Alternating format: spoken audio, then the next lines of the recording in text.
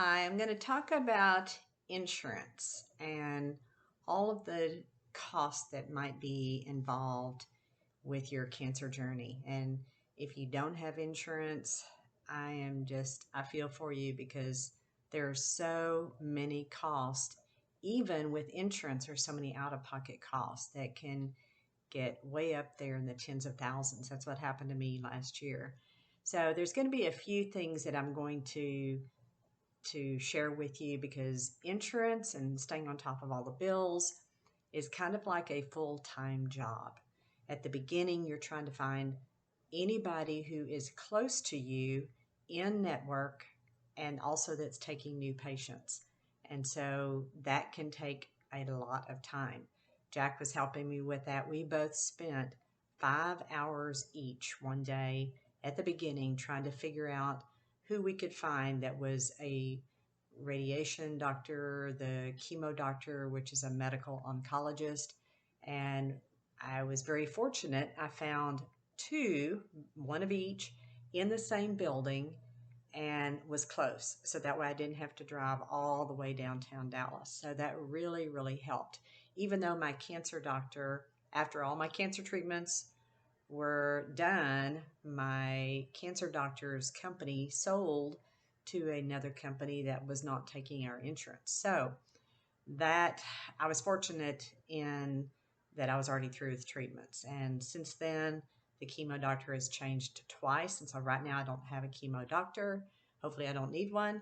But anyway, back in the beginning, just trying to find somebody that could take new patients that was close, that was in network, that's a huge deal. Ask a lot of questions when you're talking with your doctors and you're getting everything set up. Ask your insurance company a lot of questions because here's the thing. If you get scans, you have CT scans, MRIs, PET scans, all those kind of things that happen. And when you're checking into this and getting them scheduled, be sure and ask specific questions. Are they in network? And then also, whoever reads the reports, make sure they are in network.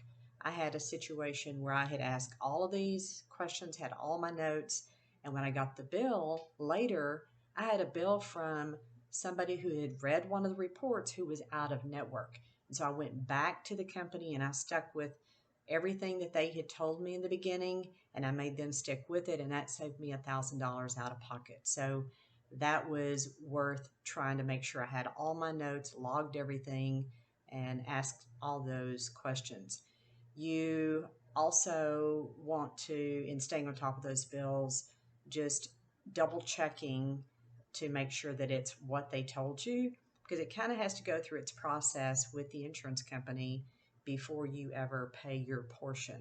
You're probably going to have a deductible that you're going to have to meet, and you could even pay some of those slowly over time. They'll work with you and make monthly payments, that kind of thing, instead of having to pay it all up front. But this just is, there's so many out of pocket costs no matter what you do. You've got drug costs, you've got co-pays, you've got all kinds of stuff. Like in mine, I had some dental cost when I was having to get dental clearance and I was with my normal dentist, and then we had to meet with a dental oncologist to try to save one of my teeth, and a dental oncologist I'd never even heard of.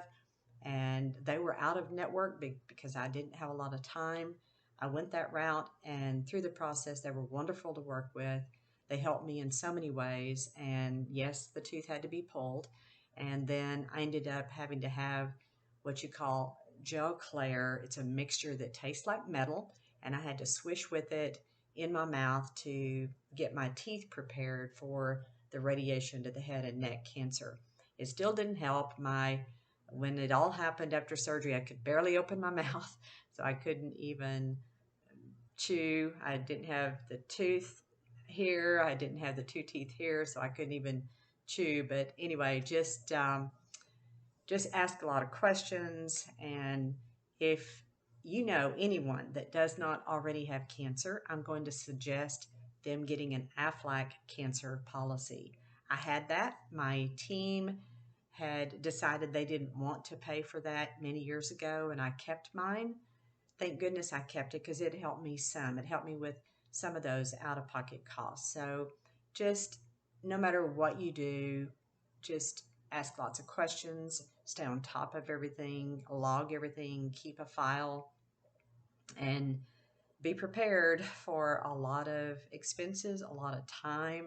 Like I said, this is just a full time job working with just the cancer and the doctors and all the questions you've got to deal with. And then you start all over the next year.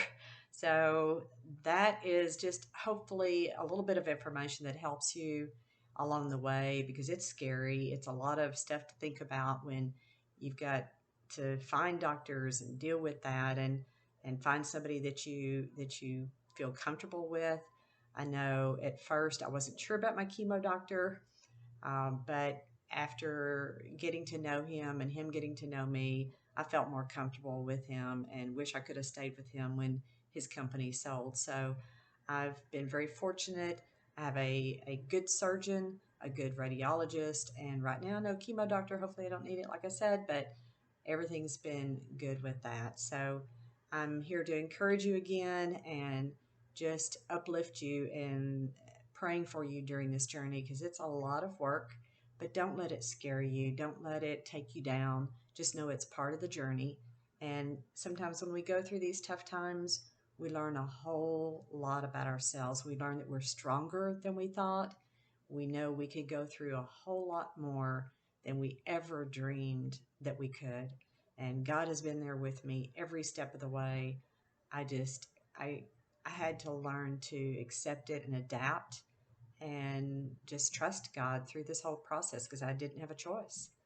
If I didn't do all of this, I would not be here talking to you today. So, again, just want to encourage you and just give you some inspirational messages with my videos. I hope they help, and I'll keep providing more of those with more information to share with you.